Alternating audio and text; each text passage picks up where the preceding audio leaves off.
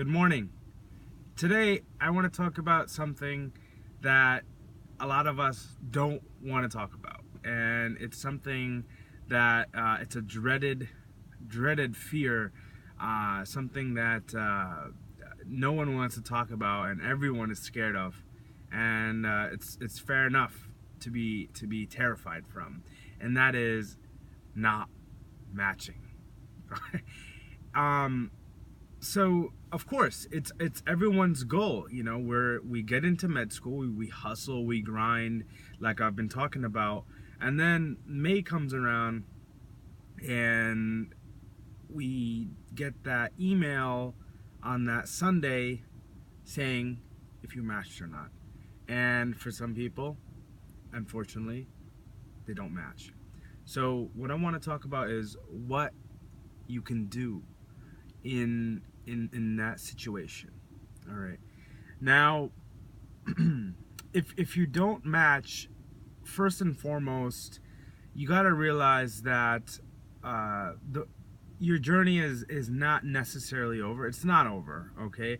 There's a lot of folks that I know that they didn't match when they applied, but they did certain steps to elevate their CV, and next year they matched. So what are some things that you can do? Okay, first and foremost, what you can do is research. Okay, you can get involved with research at some university programs or different programs, but what I would first do is look at the list that you applied to, and go down from top to bottom. Look at who rejected you right away and who kind of held you on. Did you get any interviews? These are some sort of things that you want to evaluate. And once you get a list of that, like some of the programs that you feel that if you reapply to, you could be more competitive at, if you boost your CV, put those at the top of your list. Okay, and then maybe you could potentially filter out some of the ones that didn't take you right away. And another thing you have to look into is why. Is it a USMLE score or not? Okay, if it's a USMLE score, I suggest that you start studying for the Step 3 exam, because when you go to some interviews, they're gonna ask like, hey, what's your plan for Step 3? And granted, you only have to take this. You have to take the Step 3 by the end of your intern year, but you can take it earlier. And if you're a borderline on the scores, take the Step 3 during your time off. Study for it, take it, and then that way you can show when you apply next year that I've already taken all my exams and I've passed all my exams. So take me for residency. And all I gotta do now is worry about my boards, right? So that's something you could do, is study for Step 3. And in addition to studying for that exam, I suggest you get involved, like I said before, research. And that's one of the things that a lot of program directors look for is, besides the scores and whatnot, do they have any scholarly activities? And during your third and fourth year, I would have hoped that you've done a couple case reports and things like that. But if you didn't, that's okay. This is the time to kind of go hard on that. And getting a publication by yourself isn't super easy. There's actually a couple student-based journals that journal article review sites that you can actually post your things, and then maybe they can get published. But regardless, I suggest that you get involved with research, and the way to do that would be to go through like a university program. So pick up the phone, write emails, send it out. Hopefully you can get something. Not all of them will be paid, but maybe, who knows, you could get something. Another thing you get involved is postdoctoral work. Okay, some university programs, they'll kind of take you as a postdoc. I know NIH does some stuff like that, so you can look into that. Another thing that some people do is they can get their MBA. Okay, the MBA is it's nice. I know some schools, they offer non-accredited MBAs, but my personal opinion about that is I suggest you to kind of go ahead and do something that is accredited.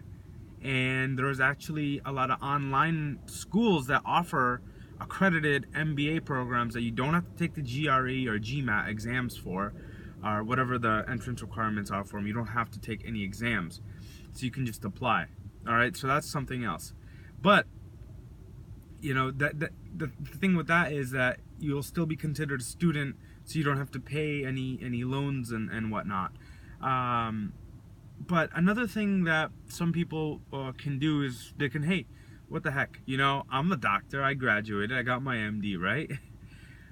Granted, you don't have that clinical scope, but you have the knowledge, and that's something that you can't get taken away from you.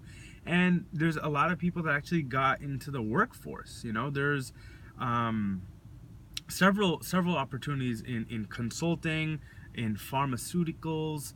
There's even within a hospital. You can contact a hospital that you're interested in, and maybe they have some sort of work that you can do there.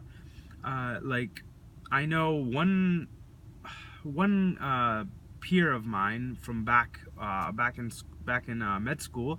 He actually didn't match, and he is doing, what's he doing? He's doing some sort of clinical coordinator work. I think it's quality assurance or something like that.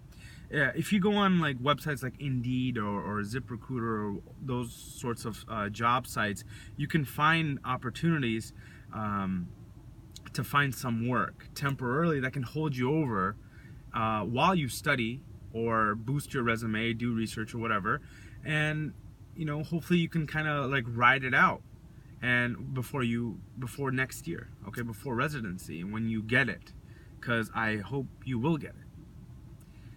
Those are some things that I can think of right off the bat that I just wanted to touch on. Research, postdoctoral work, kind of working at a hospital or a clinic, getting involved right in the workforce, into like pharmaceuticals, things like that. Okay, those are some things that you could do. I also know some folks that got into medical assisting, different secretarial work, but things like that can kind of hold you down until you reapply. Now, that's if you want to get back into the clinical scope of things. If you don't want to get into clinical scope of things, you've had it, okay, that's a different story. That's when you kind of have to get your resume down. I advise,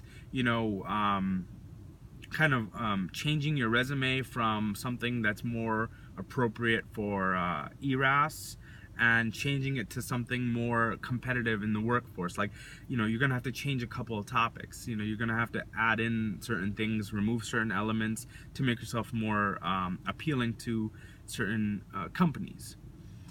So with that regard, there's, of course, the world is limitless when it comes to that. There's so many things you could do with your medical degree.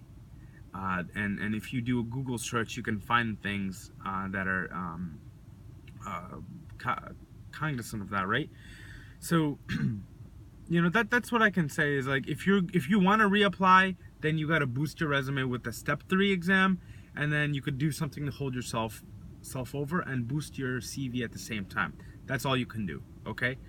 And now if you want to go the other direction, get involved in the workforce. There's pharmaceutical companies, there's consulting companies, there's medical device companies, things like that. Even there's actually some people that got involved with VC, banking and things like that. So, based on your background and based on your drive, you might get that opportunity, and it's a lucrative market for that. So, don't sell yourself short, and definitely it can be a devastating blow if you don't match. And the sun is really in my face right now, and I gotta get to work. But those are that's some food for thought, okay? Let me know if you have any questions. I can always try to help you, set you a little bit in the more right direction. So comment or send me a message, okay? Alrighty, bye.